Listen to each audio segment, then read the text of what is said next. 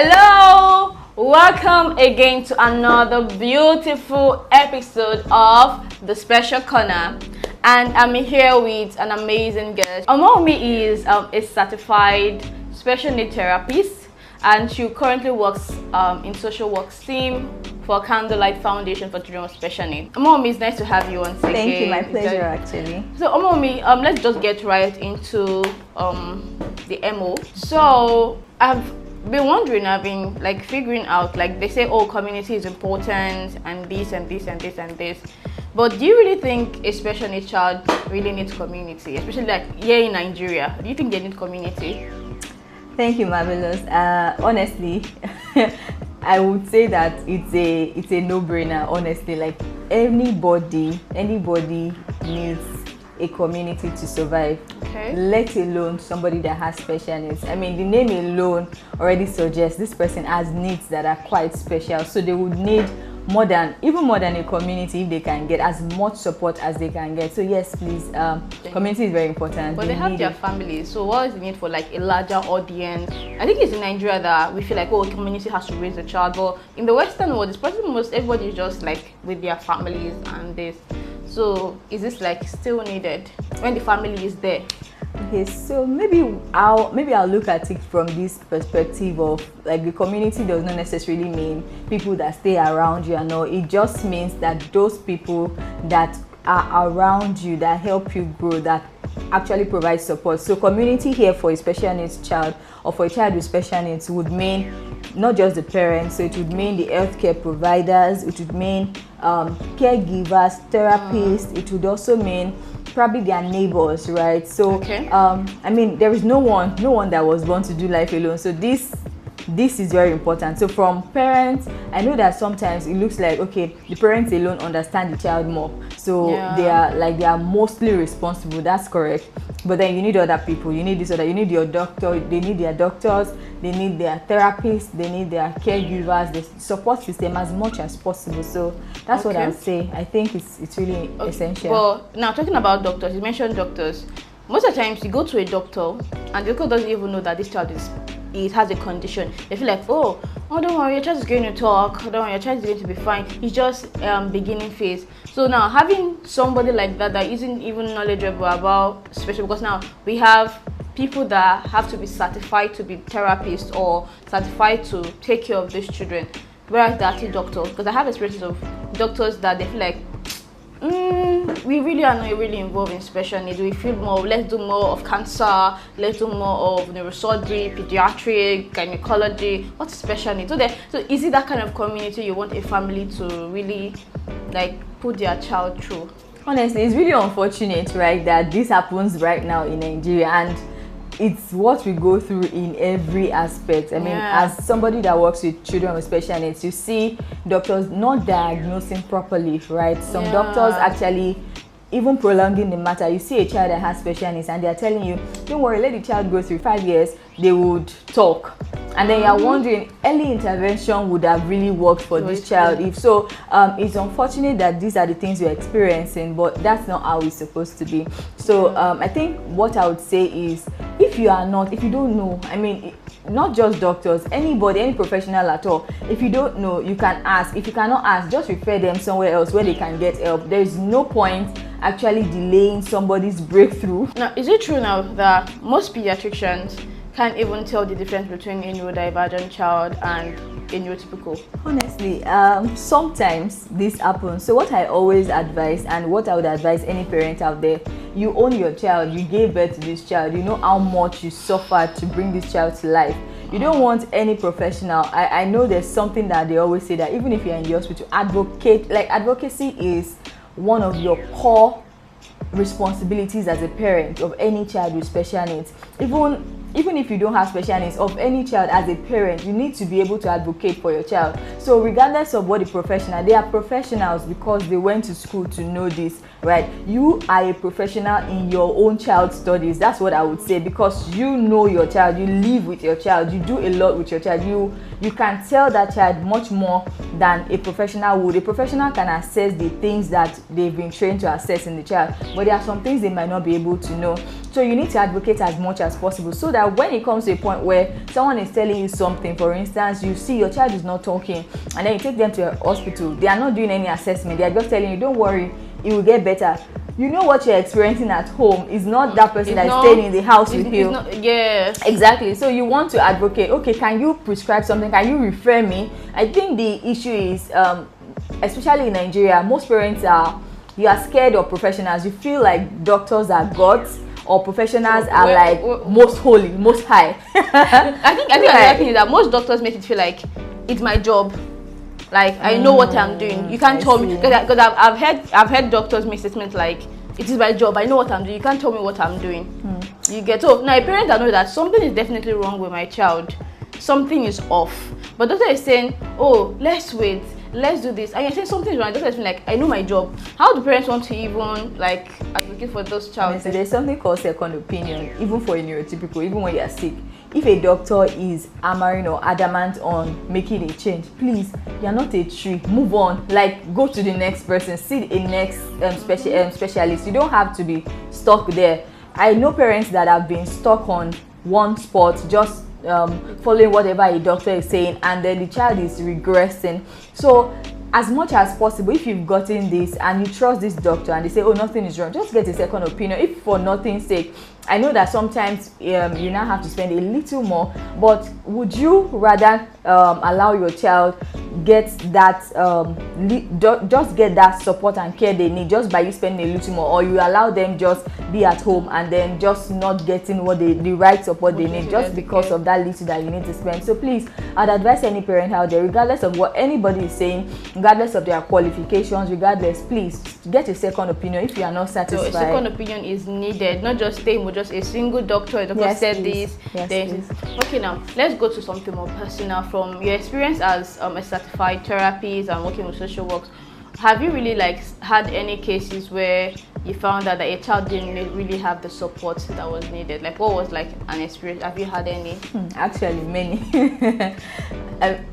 Every time when we see children that maybe they've now grown, and it now looks like the issue has sort of skyrocketed, it's usually because they did not get early intervention or early support as much as possible. So you see a child who had already been showing signs of autism right from when they were younger, but they didn't get the right support, they didn't get necessary medical support, they didn't get necessary therapy and all of that. And then it now becomes a lot before the parents speak up, or before maybe somebody rats them out and says, oh, something wrong with yes, the child. You know how we are in Nigeria, what they always say, that except something is touching or burning you, you will not, yes. So most times, even people around them know these things and they can actually refer them, but if it doesn't concern me, it doesn't concern me, except maybe they now get to school and then that child is in school with your child, or maybe the child now has behavioral problems, he's now slapping your child, you'll be like, come to school, and then start telling the parents, take your child to see a doctor or something like that. So yes, we've experienced that they don't get, most children with special needs that I have encountered, they don't get the right support right from when they're young, and that's one of the reasons I always say, I think the first advice I'll give to any parent, please advocate for yourself and for your child as much as you can. You can't advocate enough for them right from where they are young. Please, if you go somewhere and they are trying to maltreat them, they are trying to make them feel less of themselves because of what they did not even create themselves to be, please advocate for them. Let people know exactly what is wrong with this child so that they can find a way to support them. Sometimes the reason people treat these children this way is because they don't even know what is wrong with them. You see a child that has behavioral issues and they are feeling like, oh, this child is possessed, so they don't know how to rightly support that child. But if you stand your ground and you create that environment, you advocate for your child properly, there's a probability that people will support you a lot more. That's what I think. So I think a thought just popped to my head right now while you were talking about this, like parents that they didn't see these signs going, like this, their child having this disability became like a huge deal for them. So now we are in Nigeria, and we believe, not necessarily we believe, I think some people think that autism is not a real thing. That autism is a rich man disorder. That really poor people, because I've heard people say that poor men a poor man's child cannot have autism because they will beat the autism out of the child. So I've had. So what do you have to say? Like, because even when you take a record of this, most of the times it usually happens to people who are exposed, like people that their children are butty, all those things. So because when I was growing up, truth be told, nobody had autism. Nobody had autism when we were growing up. So it was now in this generation, people are having autism, people are having ADHD. Some people even claim, even without being diagnosed, is a flex that, oh, don't you know I have ADHD, things like that. So what's your opinion? Is autism a real thing? Of course, autism is a real thing, and I quite disagree with the fact that we didn't have autism right from time. I think what happens with a lot of things is right now we now have media, we have social media that makes things more pronounced. So for instance, before, you probably will not hear of anything except you hear it in the news on TV. When the TV comes on at 4 p.m, you know that whole thing they do where they have a time, yes, and then, or you probably will not hear except you hear on radio. But now in social media, just pick up your phone, you have everything at your fingertips. So it's a lot more pronounced now because people have access to information faster and quicker, right? And I don't think it's a rich man's thing, because the truth is, we have a lot of NGOs, right, doing this, and they provide support for these children and their parents. If the parents had enough money to fly them out or something, they will not be coming to NGOs to seek support. So I don't think it's a rich man disease, although even autism is not even a disease. But the way people tell me, I don't think it's for rich men. I think, like statistics have said, that I think 1 in 4 boys, right? So it does not say 1 in 4 rich boys, right, or 1 in 4 poor boys. But they tend to display, like, just like we have malaria with common with people that live in rural areas. So the same thing, like most people that I've seen that have autism, all these children that you are going to probably a mall to watch a movie, and you say, did you know my son has autism? That's why he's behaving rudely. It's because they are knowledgeable, so they tell you that their children have autism. The people that don't know a lot about what their child is going through, they don't even have money to go and look for the diagnosis, so they just lock up the child because this child is misbehaving. They just say, oh, the person has spiritual issues, the person. So that's what the other part, the people who don't have enough money, right, would say. But I don't think it's a rich or poor man's anything. What do you now have to say when you have 2 siblings? One has been diagnosed with autism and the other one is not showing signs of autism, but he wasn't born autistic in that sense. So it's something that person probably might have just, oh, my brother does this and it's cool. My brother does not want to speak. He speaks in parables, or he speaks in patterns. I want to speak like my brother too. So it's mostly, but for a household where they are not really like exposed or poor, when you find that your child is not talking, like you beat the child. Tell me what I think I was watching the clip. Tell me what you want to say. Let me hear you. Say it. So the child must say something. So there are things like that are common, like, because we feel that, most people feel like since they are adjubators, they cannot beat them, so they can display whatever behavior they want to do. They can choose that, mommy, I don't want to eat this, I want to eat this. Mommy, blend my fruit, I don't want to chew the fruit. Mommy is talking to you, they are not listening, they are not saying anything. But a child from a poor background, the mother doesn't even have time to wait. She's beating you as you are saying it. So that's why most people think that it's just like a poor person. So I'll start from the part of imitation. So for children with autism, I think one of the most common characteristics is that they imitate a lot, right? For a child that is already living with autism and then has a sibling, children imitate, whether neurotypicals or neurodivergent, they imitate.